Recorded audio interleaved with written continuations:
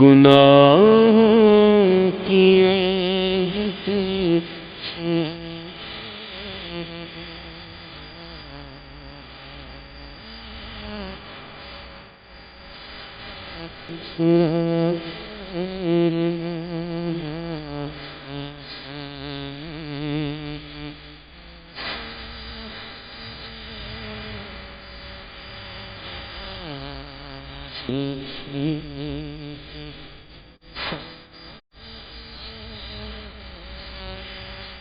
أعوذ بالله السميع العليم من الشيطان الرجيم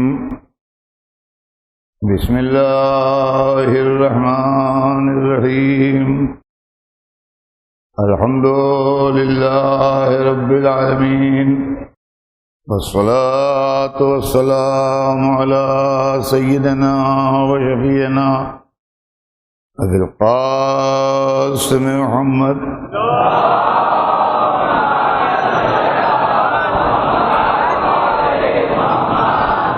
وآله الطيبين الطاهرين المعصومين ولعنة الله على أعدائهم أجمعين من يومنا هذا إلى يوم الدين. أما بعد فقد قال الله سبحانه تبارك وتعالى في كتابه المبين وهو أصدق الصادقين. بسم الله الرحمن الرحيم والعصر إن الإنسان لفي خسر إلا الذين آمنوا وعملوا الصالحات وتواصوا بالحق وتواصوا بالصبر. صلوات بھیجیں.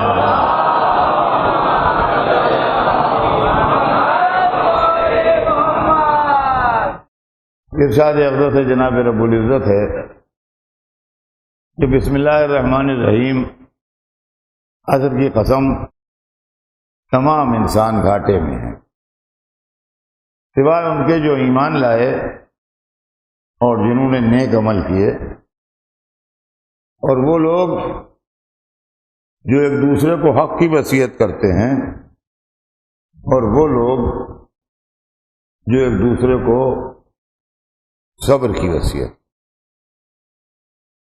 سلسلہ کلام ذہن علی میں ہوگا. ہمارے آپ کے درمیان گفتگو انسانیت کے موضوع پر ہے،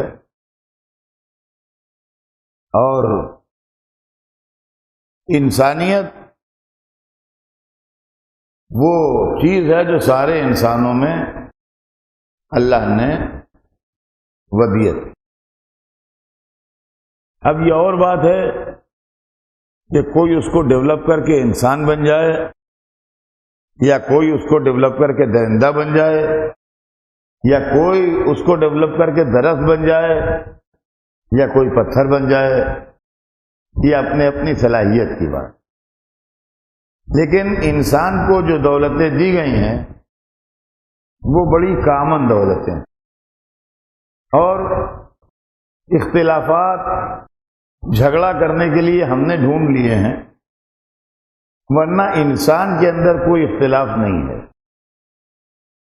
ہر انسان کا دل دھڑکتا ہے، ہر انسان کی رگوں میں خون جنبش کرتا ہے، ہر انسان کا دماغ اس کو اچھے برے کی تمیز بتاتا ہے، ہر انسان کے قدم اس کو لے کے چلتے ہیں، ہر انسان کے ہاتھ اس سے حرکت کرتے ہیں، ہر انسان کی آنکھیں دیکھتی ہیں، ہر انسان کے کان سنتے ہیں، ہر انسان کے واسطے زمین کا دسترخوان بچھا ہے، جو کچھ پیدا ہوتا ہے سبھی کھاتے ہیں اس میں سے. ہر انسان کے واسطے بارش کرم آتی ہے، جب پانی برستا ہے تو ہر ایک کے کھیت پہ برستا ہے، جب سورج نکلتا ہے تو امیروں کے محل میں خالی روشنی جاتی، غریبوں کے جھگی جھوپڑے میں بھی روشنی چلی جاتی ہے. جب چاند چمکتا ہے تو چاندنی سے سبھی فیضیاب ہوتے ہیں، جب دریا بہتا ہے تو ہر ایک اس سے فائدہ اٹھاتا ہے.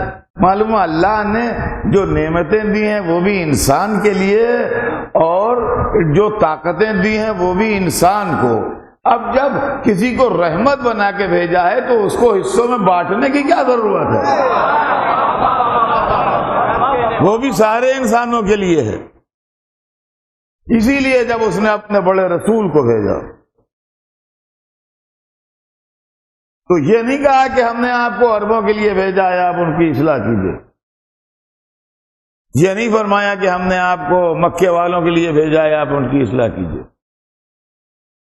یہ نہیں کہا کہ ہم نے ایک قوم پیدا ہوگی مسلمان، آپ اس کے رسول ہیں، آپ اس کی اصلاح کیجیے۔ اب قرآن پڑھیے، قرآن کیا کہہ رہا ہے؟ ہم آپ جو بھی کہیں یہ ہمارا تمہارا ہم نے بنایا ہے، یہ ہمارے ہیں یہ تمہارے ہیں، یہ ہماری پارٹی وہ تمہاری پارٹی، یہ ہمارے رہبر وہ تمہارے رہبر۔ اللہ رب العالمین ہے، اللہ رب العالمین ہے، تمام عالموں کا رب۔ اس کے اندر یہ دنیا اور دوسری کوئی دنیا اگر دریافت ہو جائے تو وہ اس کے اندر سے عالمین میں سے نکل کے باہر جائے گی نہیں، سمجھے آپ؟ اللہ رب العالمین اور محمد رحمت للعالمین، تمام عالمین کے لیے رحمت۔ تو اللہ نے اپنے حبیب کو انسانوں کے لیے رحمت بنا کے بھیجا ہے، مسلمانوں کے لیے نہیں، مسلمانوں کے لیے نہیں، انسانوں کے لیے رحمت بنا کے بھیجا ہے۔ یہ اور بات ہے کہ ہم انسانوں تک وہ پیغام پہنچا نہ پائیں اور اس کو دنیا تک بتا نہ پائیں۔ اس وقت کل میں نے جو مجلس پڑھی اس کے اندر میں نے کہا تھا کہ میں مسلمانوں کے لیے نہیں، ان لوگوں کے لیے جو اسلام سے واقف نہیں ہے، نہیں جانتے، ان کے لیے پڑھ رہا ہوں۔ اور آج میں ان کے لیے پڑھ رہا ہوں جو لا الہ الا اللہ محمد رسول اللہ کہتے ہیں۔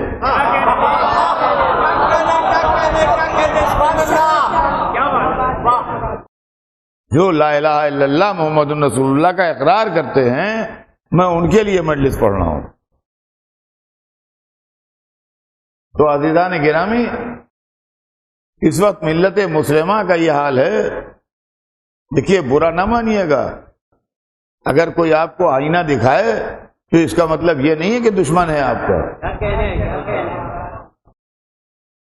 کسی کے ماتھے پر کالک لگی ہے اور اس نے آئینہ کہا تھا آئینہ دیکھ لو، تو آپ برا نہ مانیے کہ تم نے ہمیں آئینہ دکھایا ہے۔ نہیں، ہم نے اس لیے آئینہ دکھایا ہے کہ کالک پوچھ ڈالیے جو ماتھے پر لگی ہے، بری لگ رہی ہے۔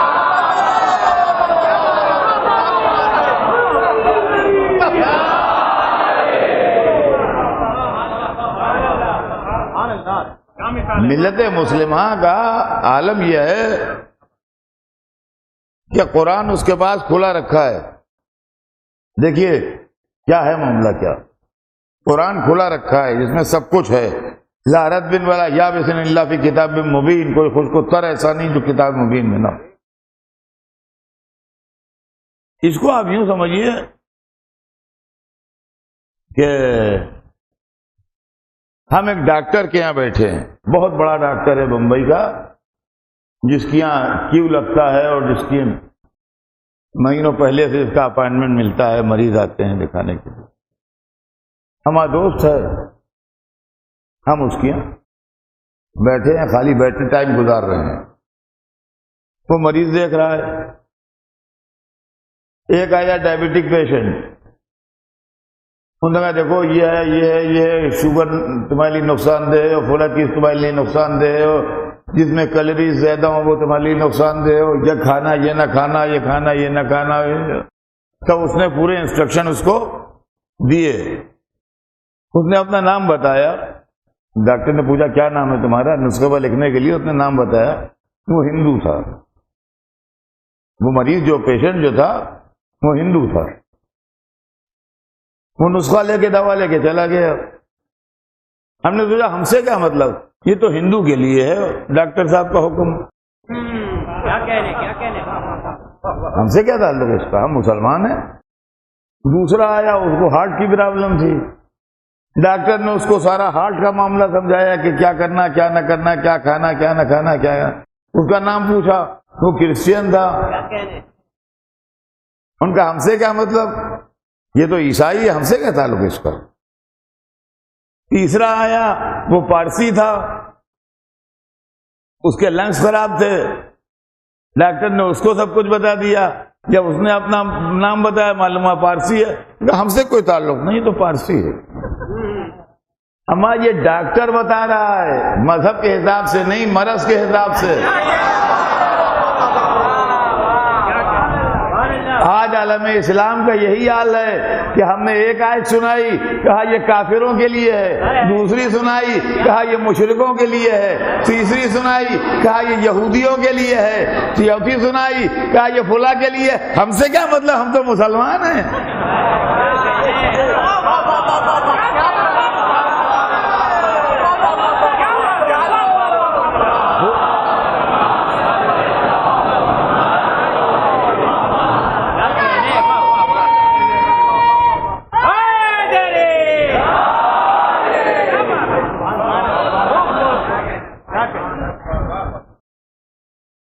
آپ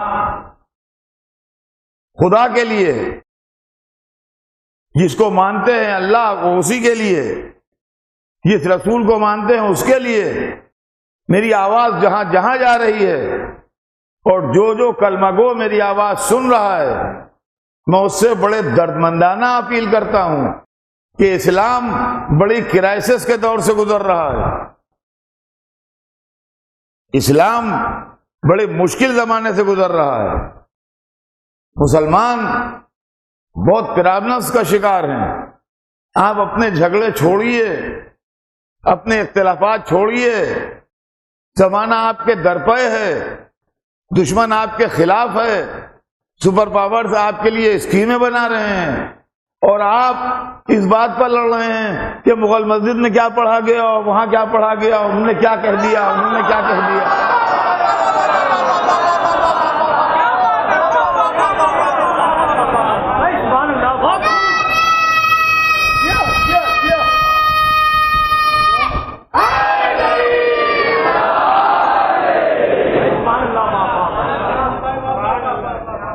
کب تک آپس میں ایک دوسرے کی لیگ پولنگ کرتے رہیے گا؟ کب تک ان بحثوں میں پڑے رہیے گا؟ کب تک ان اختلافات کا شکار رہیے گا؟ آپ سوچئے، کبھی انصاف سے بتائیے کہ تعلیم کے میدان میں آپ کتنے پچھڑے ہوئے ہیں.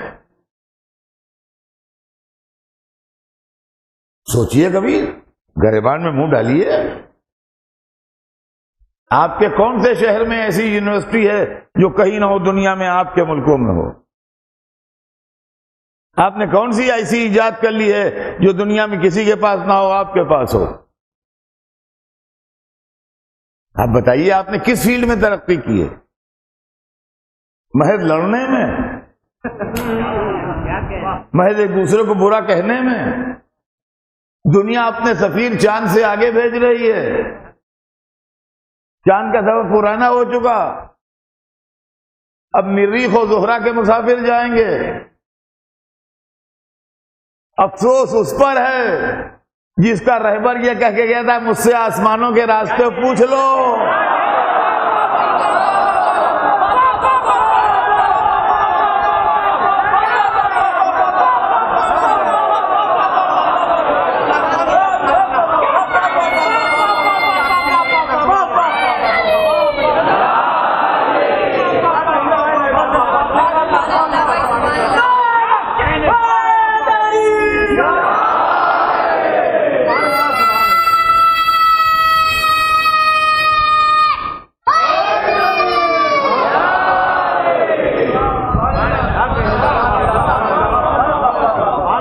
عزیزوں، ہماری اردو زبان میں ایک مثل مشہور ہے تراور،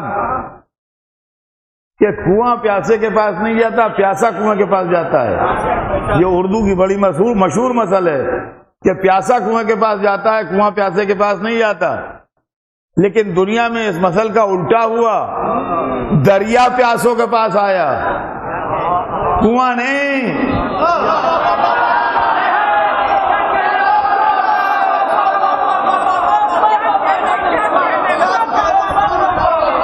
دریا پیاسوں کے پاس آیا.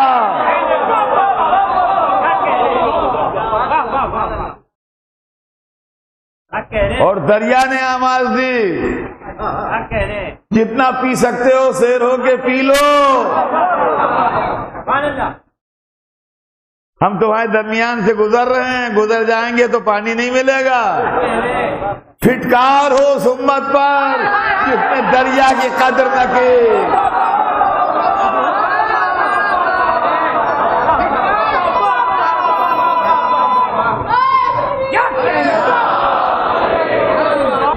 تو عزیزان گرامی، یہ امت کی بدنصیبی کہ علی جیسا عالم گزرا اور اس نے ٹوک کے کہا سلونی قبل ان تفتدونی، مجھ سے پوچھو قبل اس کے کہ میں تمہارے درمیان سے چلا جاؤں۔ سلونی ان طرق السما، مجھ سے آسمانوں کے راستے پوچھ لو، میں زمینوں کے راستوں سے زیادہ آسمانوں کے راستوں کا جاننے والا ہوں۔ ان بین جنبی علما جمع، کہ میرے سینے میں ادھر ادھر علم جمع ہے، علم کا خزانہ جمع ہے۔ ھذا ما زقنی رسول اللہ زقن زقا، یہ رسول نے مجھ کو یوں بھرایا ہے جیسے طائر اپنے بچے کو دانہ بھراتا ہے۔ لیکن امت منہ پھلائے بیٹھی رہی اس لیے کہ علی کہہ رہے تھے۔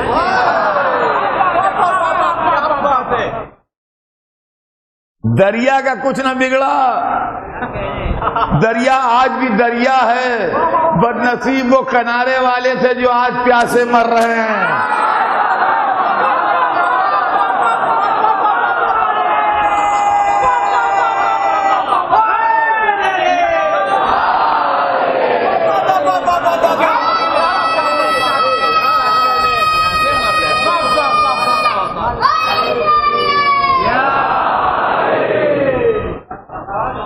جو آج پیاسے مر رہے ہیں عزیزان گرامی۔ آج مسلمان نہ علم کے میدان میں ہے، نہ تجارت کے میدان میں ہے، نہ اس کے اندر کوئی ڈسپلن ہے، نہ اس کے ملک میں کوئی تہذیب ہے۔ یہ تمام چیزیں جو ہیں، یہاں تک کہ میں کہاں تک آپ کو مثالیں دوں، زیادہ مثالیں دوں گا تو ہو سکتا ہے دل آزاریاں ہونے لگیں اور جذبات مجروح ہونے لگیں، لیکن یہ کہ انہوں نے ہمارے ساتھ یہ نہیں کیا، انہوں نے ہمارے ساتھ یہ نہیں کیا، اور انہوں نے ہمارے ساتھ دغا کیا، انہوں نے ہمارے ساتھ دھوکہ کیا، یہ سب کچھ تو بالکل صحیح ہے جو آپ فرما رہے ہیں۔ یہ سرکار فرمائیے کہ آپ نے خود اپنے ساتھ کیا کیا۔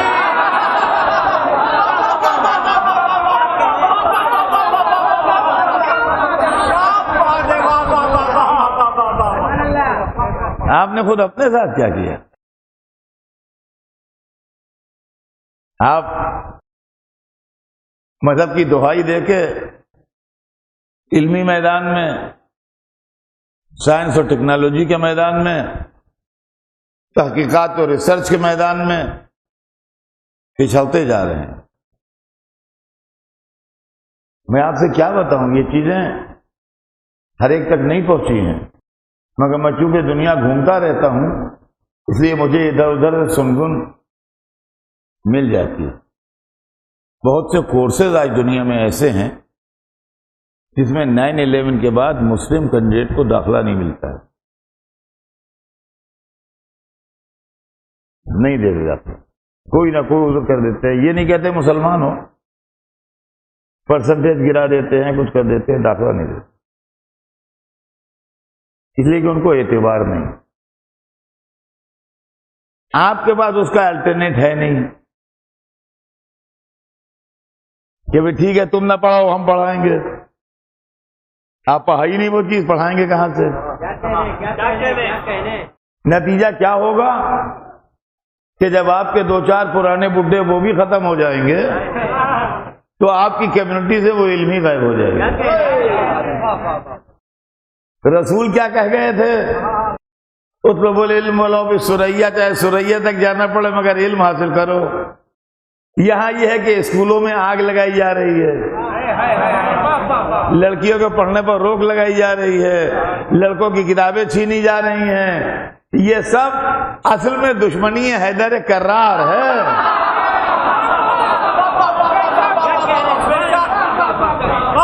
اس لیے کہ جتنا جتنا علم بڑھے گا اتنا اتنا دنیا علی سے قریب آئے گی، اور جتنا جتنا علم گھٹے گا اتنا اتنا دنیا علی سے دور ہو جائے گی۔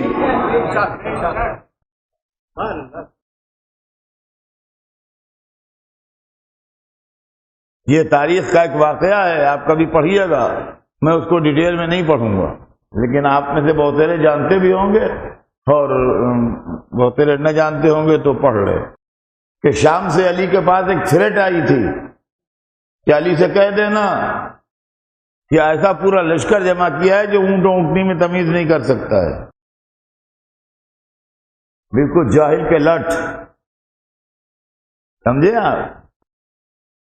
تو علی چاہتے تھے کہ علم حاصل ہو، تو ہم نے کیا کیا عالم اسلام میں، سوا اس کے کہ آپس میں لڑتے رہے، جھگڑتے رہے، فساد کرتے رہے، اور یہ فساد اور یہ لڑائی اور یہ جھگڑا اور یہ مذہبی انتہا پسندی اور یہ ریجڈنس اور یہ کٹر پن اس حد تک پہنچ گیا کہ آج دنیا میں ہم دہشت گردوں میں شمار ہو رہے ہیں۔ لاکھ آپ کچھ کہیے، صرف اخبار پڑھ لیا کیجیے، آپ کو سب کچھ اندازہ ہو جائے گا کہ دنیا میں کیا ہو رہا ہے۔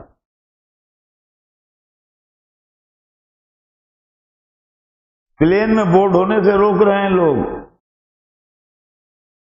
کہ ہمیں ان سے ڈر لگتا ہے،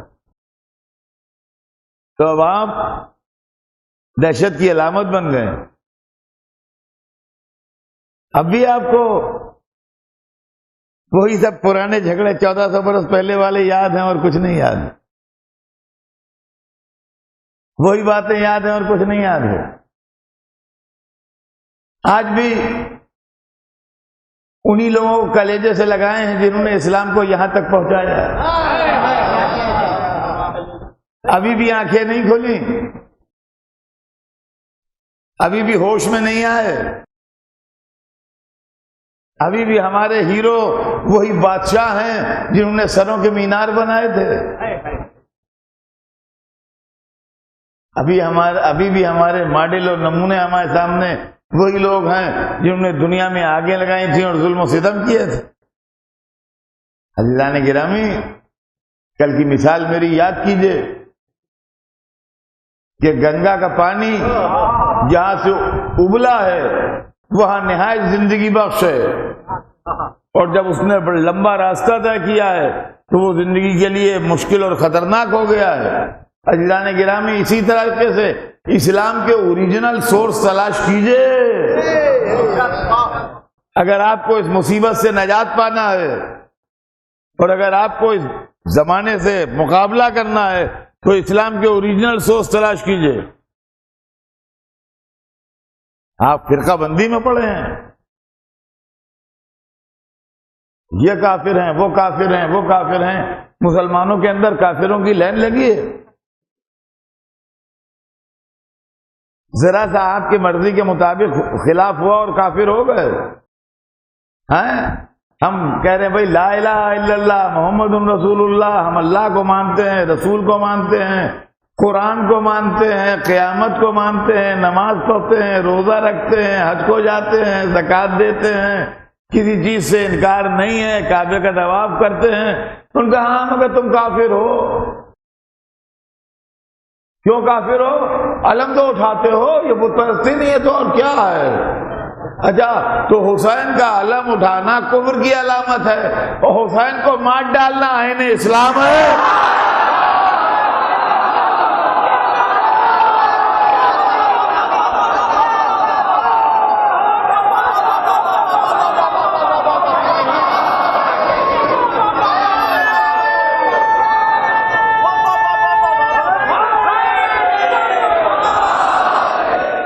میں علماء اسلام سے گزارش کروں گا اور ذمہ دار علماء سے گزارش کروں گا کہ آپ تھوڑا سوچئے اور غور کیجئے اور اپنے اپنے لوگوں کو سمجھائیے کہ اس وقت اسلام بڑی مشکل دور سے گزر رہا ہے۔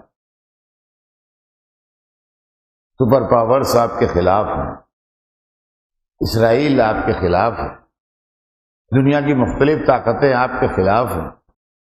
آپ اگر آپسی میں لڑتے رہیے گا تو کیسے زندہ رہیے گا؟ یہ لوگ آپس کی لڑائی سے فائدہ اٹھا کے آپ کو لڑواتے رہیں گے خون میں نہلاتے رہیں گے. ہر آدمی، میں یہ نہیں کہتا کہ ہر آدمی میرے مسلک پر آ جائے یا میں کسی کے مسلک پر چلا جاؤں، لیکن اپنے مسلک کو نرمی کے ساتھ عقل کی روشنی میں واضح فرمائیے، طنز نہ فرمائیے، طنز نہ فرمائیے. یہ بالکل مناسب نہیں ہے کہ طنز فرمائیے. طنز کرنا اچھی بات نہیں. آپ اپنی بات ہر ایک کو کہنے کا حق ہے. ہم کو اپنی بات کہنے کا حق ہے، آپ کو اپنی بات کہنے کا حق ہے. ہر مسلمان اپنے نظریے کے حساب سے سوچے، لیکن یہ بھی سوچ لے کہ ہم کن حالات سے گزر رہے ہیں اور ہم کن حالات میں ہیں اس وقت. کیا یہ اسلام ہے کہ مسجدوں میں بم پھوڑے جائیں؟ کیا یہ اسلام ہے کہ ہر جمعے کو کچھ لوگوں کو قتل کرنے کی سنت پوری کی جائے؟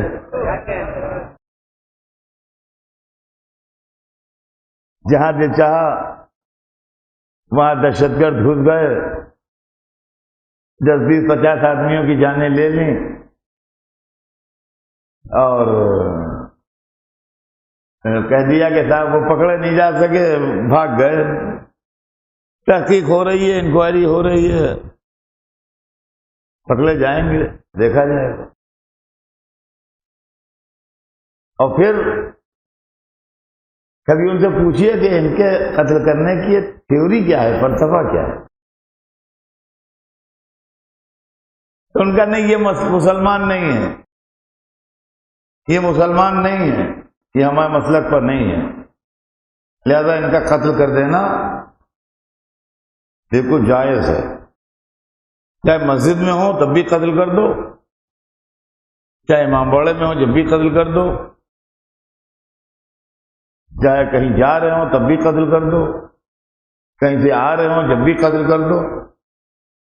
ان کو قتل کر دو، یہ ٹھیک نہیں ہے. یہ کون سی تھیوری ڈیولپ ہو رہی ہے؟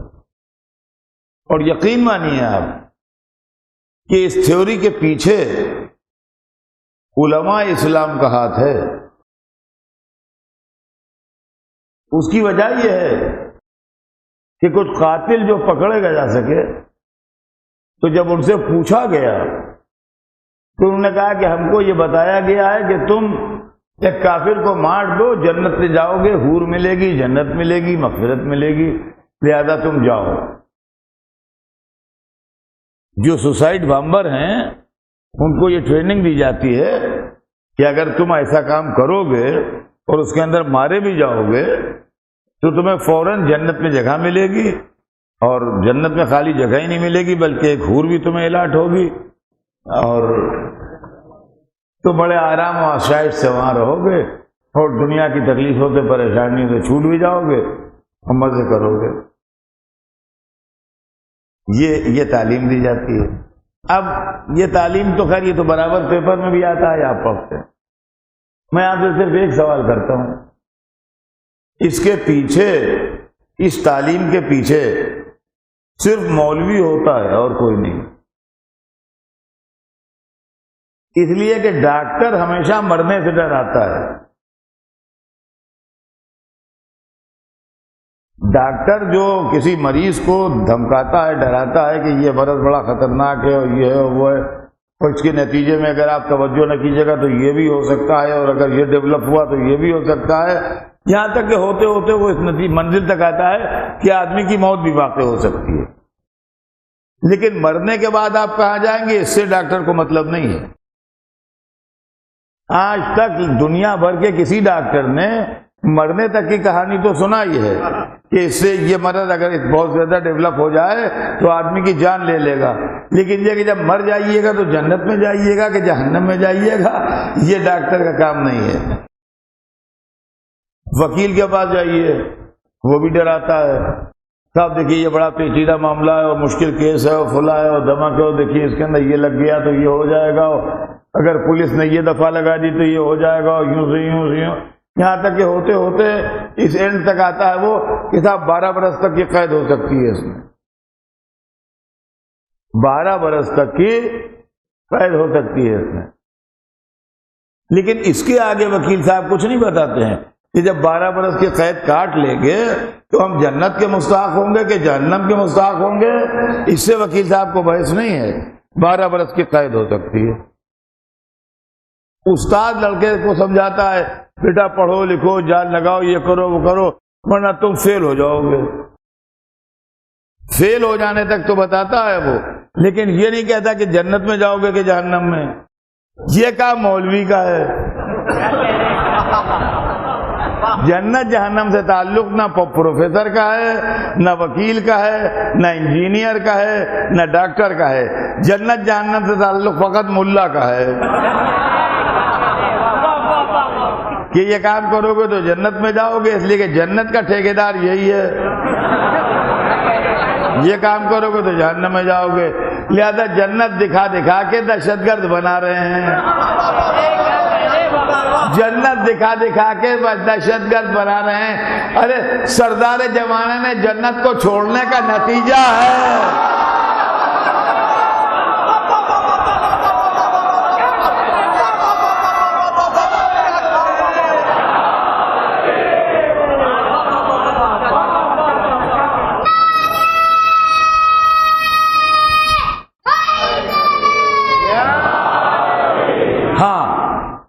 غور طلب مسئلہ یہ ہے کہ ہمیں اگر اسلام چاہیے تو ہم کس سورس سے اسلام لیں جو ہم کو پاک و پاکیزہ اللہ کے رسول نے جو پہنچایا تھا وہ اسلام نے دیا. اصل مسئلہ جو ہے وہ یہ غور طلب ہے کہ ہمارے پاس اسلام حاصل کرنے کا سورس کیا ہونا چاہیے. اس لیے کہ اسلام حاصل کرنے کے سورس کئی ہیں. ایک ہمارا ذریعہ ہے اور بقیہ اور عالم اسلام میں لوگوں کے ذریعے. ہمارے پاس جو ذریعہ ہے وہ ائمہ اہل بیت کا ذریعہ ہے. جس کا دل چاہے وہ ہمارے سورس کے لیے اپنے معلومات فراہم کر سکتے. ہم یہ نہیں کہتے کہ آپ اسے مان لیجئے، لیکن کم از کم آپ اس کا سروے ضرور کیجیے. کم از کم آپ اس کا سروے ضرور کیجیے. ہم نے رسول کے بعد جب رسول دنیا میں تھے تو ہم آپ سب انہی کی محفل میں بیٹھتے. سب کلاس میٹ تھے، سب ساتھی تھے. رسول استاد تھے، ہم بھی سیکھ رہے تھے، آپ بھی سیکھ رہے تھے، آپ بھی سیکھ رہے تھے، جتنے یہاں بیٹھے سب سیکھ رہے. جب رسول چلے گئے تو ہم نے اپنے مشکل مسائل کے لیے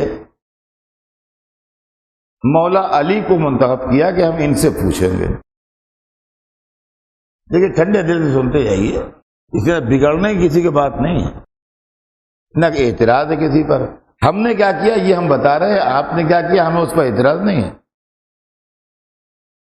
ہم نے مسئلے پوچھنے کے لیے اسلام میں اپنی گائیڈنس کے لیے مولا علی کو بہت بہتر سمجھا کہ ہم ان سے پوچھیں. غور طلب بات یہ ہے کہ کیا یہ کام ہم نے غلط کیا؟ سوچیے، اگر ہم نے حضرت علی کو منتخب کیا کہ ہم ان سے پوچھیں گے جو کچھ ہمیں معلوم کرنا ہوگا، تو کیا یہ کام ہم نے غلط کیا؟ کیا علی عالم نہیں تھے جو ہم نے ایک بے پڑھے لکھے آدمی کو اپنا لیڈر بنا دیا؟ اگر نہیں ہے تو کوئی علماء اسلام میں لکھ کے دے دے کہ علی کے اندر لیاقت نہیں تھی، آپ نے ایسے شخص کو بنایا جس میں لیاقت نہیں تھی، یہ ہمیں اعتراض ہے. وہ قرآن و حدیث کا مطلب نہیں بتا سکتے تھے، آپ نے ان کو بنا لیا، اس لیے ہم آپ کو غلط کہتے ہیں. ہے کوئی لکھنے والا دنیا میں جو کہے کہ علی کے اندر مسئلہ بتانے کی لیاقت نہیں تھی؟ یہ کیسے کہیں گے جبکہ خود پوچھنے کھڑے تھے؟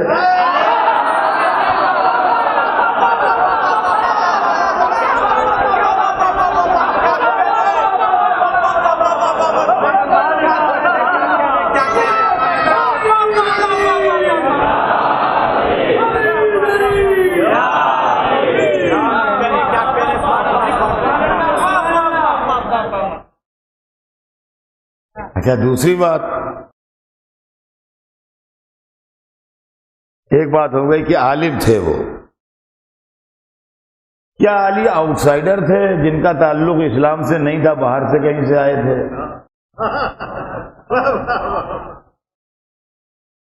کہیں باہر سے آئے تھے کہ آپ نے باہر کے آدمی کو بنا لیا، گھر والوں کو چھوڑ دیا؟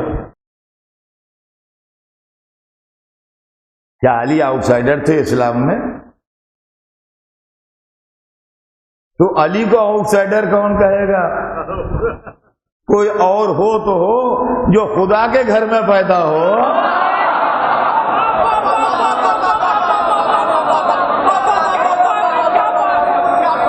وہ آؤٹ سائڈر کہا۔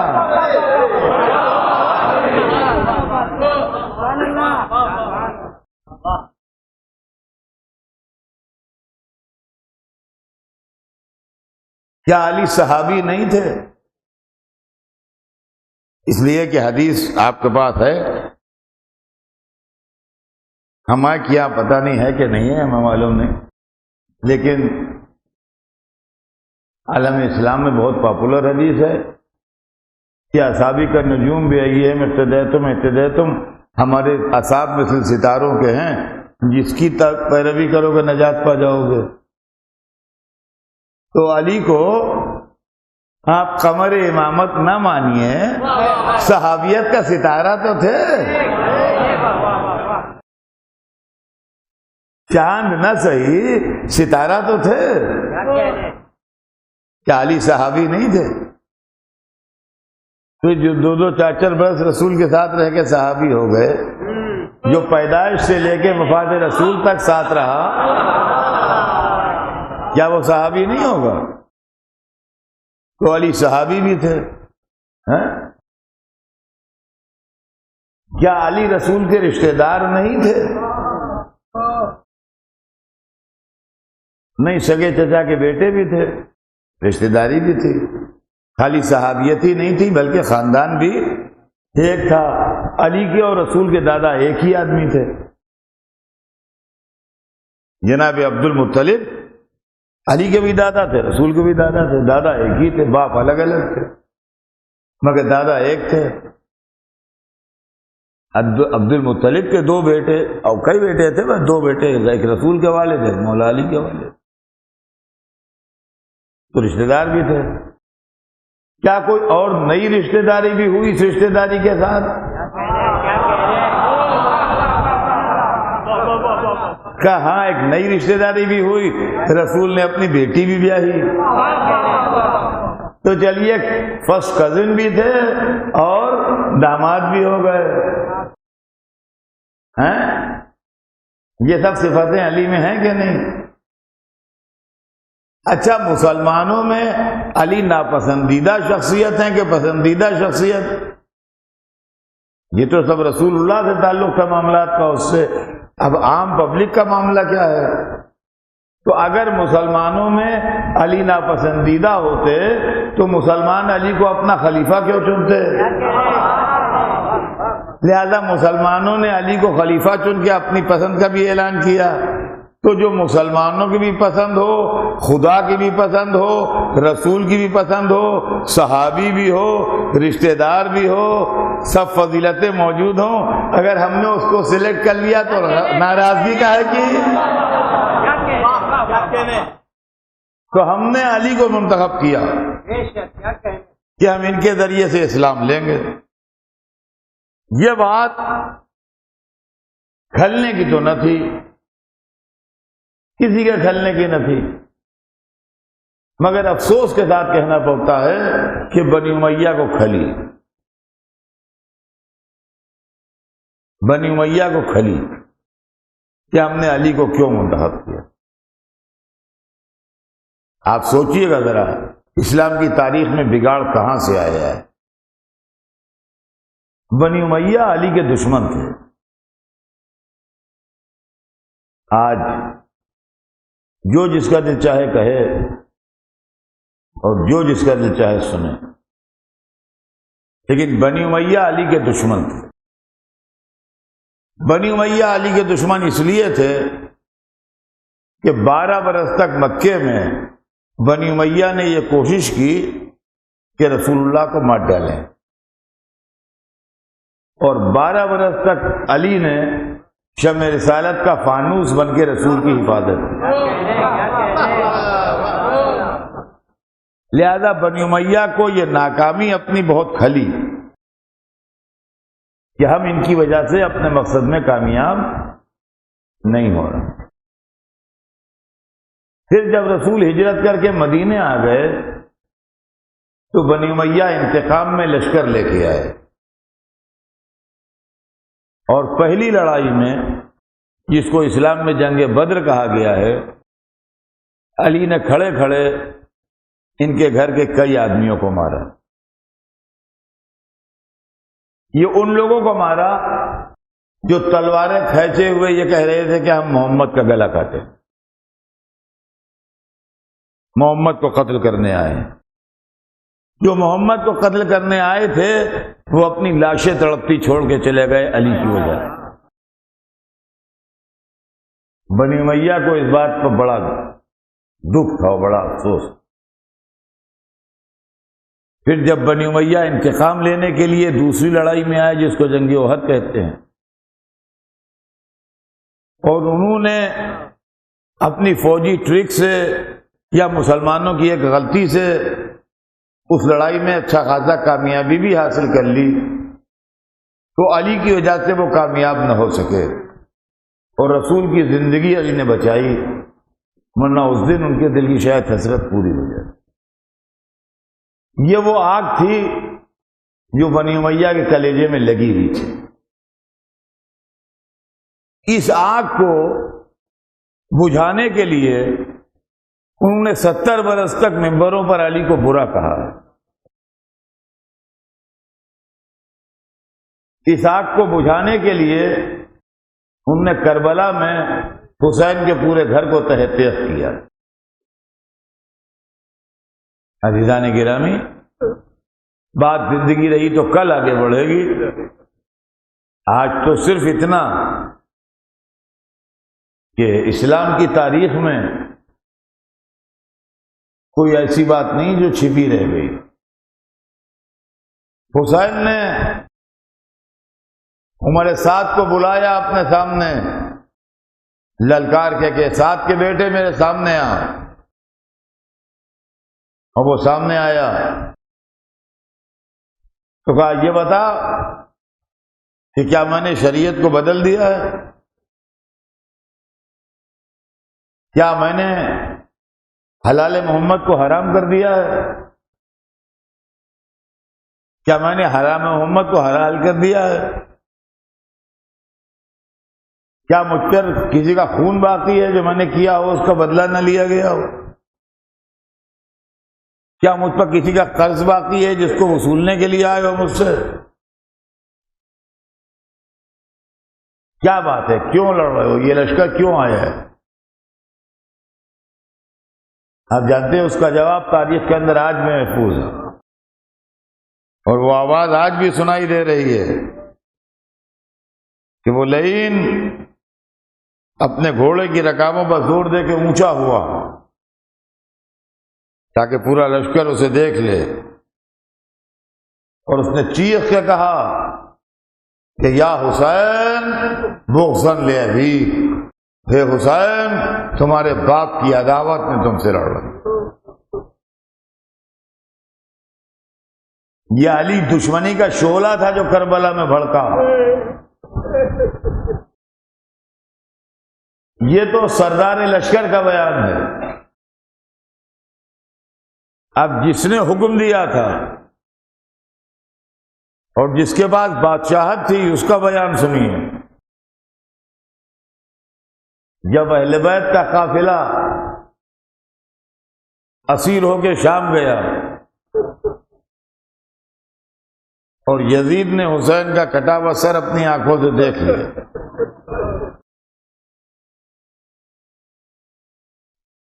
اور اس کو اطمینان ہو گیا کہ جو خبریں مجھ تک آئی تھیں وہ صحیح تھیں، تو اس نے اپنے چہرے سے نقاب الٹی۔ کبھی مسلمان سوچیں اور علماء اسلام جن کا دسترس کتابوں تک ہے وہ میری اس تقریر کے حوالے ڈھونڈیں، مل جائیں گے ان کو، یہ کوئی خاص بات نہیں ہے جو پڑھ رہا ہوں۔ اس کے بعد وہ سوچیں، اس کو دیکھنے کے بعد اپنی آنکھوں سے، کہ یزید کہتا ہے کہ لیتا اشیاخی ببدر شہدو جزال خضرج من وقع اصل ذیبت ہاشم بالملک ولا خبر جا ولا وحی نزل۔ یزید یہ شعر پڑھ رہا ہے بیٹھا، کیا شعر ہیں، اردو میں کیا ترجمہ ہے اس کا؟ کہتا ہے کاش میرے بدر والے زندہ ہوتے۔ کون بدر والے؟ یزید کے خاندان کے وہ بزرگ جو حسین کے باپ نے مارے تھے۔ یزید کی دادی ہندا کے باپ کو حمزہ نے مارا تھا، یزید کی دادی کے بھائی کو علی نے مارا تھا، یزید کی دادی کے بیٹے کو علی نے مارا، سمجھے؟ یہ علی کے ہاتھوں مارے گئے۔ کہتا ہے کاش بدر والے ہوتے، نے وہی کافر جو رسول اللہ کو قتل کرنے آئے تھے وہ ہوتے، وہ کافر جو علی کو قتل، رسول کو قتل کرنے آئے تھے، کاش وہ اس وقت زندہ ہوتے، اور یہ منظر دیکھ کے خوش ہو۔ وہ تو نہیں خوش ہو رہے ہیں مگر یہ خوش ہونے کو زندہ ہے،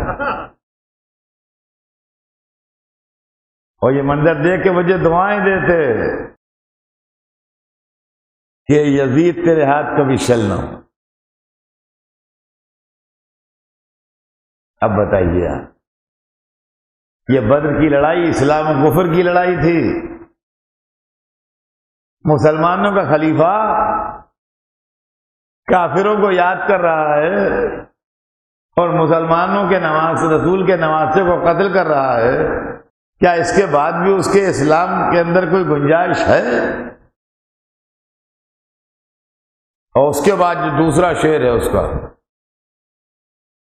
وہ زبردست مذہب سے نکل جانے کی دلیل، کہتا ہے لیبت ہاشم بالملک والا خبر جا ولا وحی نزل۔ ہاشمیوں نے تو ملک کے ساتھ ایک کھیل کھیلا تھا۔ ہاشمی سمجھ گئے آپ کون لوگ ہیں؟ رسول اللہ یہ ہاشمی تھے، ان کے دادا کا نام ہاشم تھا، پردادا کا۔ مولا علی ہاشمی تھے، حضرت حمزہ ہاشمی تھے، یہ سب ہاشمی تھے، حضرت ہاشم کی نسل سے تھے۔ جعفر طیار ہاشمی تھے۔ لیبت ہاشم بالملک والا، ہاشمیوں نے تو ملک کے ساتھ ایک کھیل کھیلا تھا۔ خبر جا ولا وحی نزل، نہ خبر آئی تھی نہ وحی نازل ہوئی تھی۔ یہ سب کہنے کی باتیں ہیں، یہ سب ڈھونگ ہیں، افسانے ہیں۔ کیا آسمان سے وحی آتی تھی اور خبریں آتی تھیں اور جبرائیل آتے تھے؟ سب کچھ بھی نہیں۔ پالیٹکس تھی، سیاست تھی ملک حاصل کرنے کی۔ عزیزان گرامی، بس زبردست بات یہ ہے کہ اس موقع پر چوتھے امام کو بولنا چاہیے تھا، اس لیے کہ تھے وہاں۔ سوچئے گا ذرا، غور سے سنیے گا اس کو، آخر کلام میں چوتھے امام کو بولنا چاہیے تھا، اس لیے کہ یہ امام کی فریضہ ہے کہ جہاں ضلالت ابھر رہی ہو وہ ٹوکے۔ مولا بولیے، ممکن ہے جواب دے، میری خاموشی میں مصلحت ہے، میں بولوں گا تو دین کا وہ مقصد حل نہیں ہوگا۔ ابھی ٹھہر جاؤ، جواب آتا ہے، یہ بے جواب نہیں رہے گا۔ تشت میں جو کٹا سر رکھا تھا اس سے آواز آئی، سَيَعْلَمُ الَّذِينَ ظَلَمُوا أَيَّ مُنقَلِبٍ يَنقَلِبُونَ، ان قریب ظالموں کو معلوم ہو جائے گا کہ وہ کس کروٹ پلٹائے جاتے ہیں۔ دونوں شیروں کا جواب ہو گیا۔ اگر تو اس لیے خوش ہو رہا ہے کہ تو نے مجھے مار ڈالا تو سن، میں ابھی بھی زندہ ہوں۔ میں بول رہا ہوں، وہ باتیں کر رہا ہوں، اور اگر تو وحی کا انکار کر رہا ہے تو اس سے بڑھ کے دلیل وحی کیا ہے کہ کوئی کٹے سر سے قرآن پڑھ رہا ہے۔ چوتھے امام زنجیروں میں جکڑے صحیح مگر زندہ موجود تھے دربار میں۔ زندہ آدمی کا جواب دینا، زیادہ سے زیادہ جرأت اظہار تو کہہ لیجئے آپ، مگر معجزہ نہیں ہے۔ یہ معجزہ ہے، کٹا سر بول رہا ہے۔ عزیزان گرامی، یہ پیغام حسین جو نشر ہو رہا ہے، بس وقت تمام ہوا، بات کل آگے بڑھے گی۔ آج محرم کی 5ویں رات آ گئی۔ 5ویں رات کا مطلب یہ ہے کہ آدھا محرم تمام ہو۔ ابھی کل کی بات ہے کہ محرم شروع ہوا تھا، آج آدھا محرم تمام ہو گیا۔ اے مولا، ہم 10 دن میں آپ پر دل بھر کے رونا۔ آپ سوچئے تاریخیں گزر رہی ہیں، شیطانیوں کے دل پر کیا گزر رہی ہوگی۔ لیلا علی اکبر کو دیکھ رہی ہوں گی، ام فروا قاسم کو دیکھ رہی ہوں گی، بی بی رباب علی اصغر کا جھولا جھلا رہی ہوں گی۔ میں کہوں گا بی بی سکینہ 2-4 دن بابا کے سینے پر اور سو رہی ہے، پھر قید خانے کی زمین ہوگی، باپ کا سینہ نہ ہوگا۔